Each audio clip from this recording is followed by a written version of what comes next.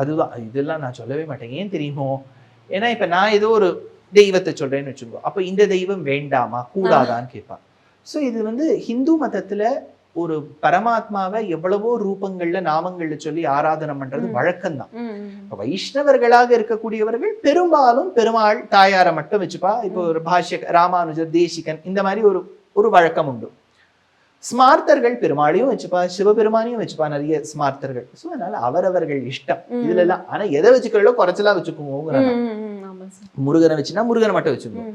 ஒரே அதை மந்திரவாதி குகையா மாத்திராதீங்க. எளிய மக்களுக்கு எல்லாம் நிறைய பொருட்கள் அவங்களால அஃபோர்ட் பண்ண முடியாதுல்ல. ஸோ அது வேண்டவே வேண்டாம். ஒரு சின்ன ஒரு படம் உங்களுக்கு முருகன் ரொம்ப பிடிச்சிருக்கு, முருகனோட படம் போறோம். உங்களுக்கு சின்ன ஒரு தாயார் மகாலட்சுமி போட்டோ போறோம், அதை கிளீனா தொடச்சு பூ வச்சு ஒரு சின்ன விளக்கேத்தி பண்ண முடியுமே? எவ்வளவு மங்களகரமா அந்த இடம் இருக்கும். எதையுமே நீட்டா வச்சுக்கோங்க, ரொம்ப ஜாஸ்தி சேர்க்காதீங்க அப்படிங்கிறது என்னோட.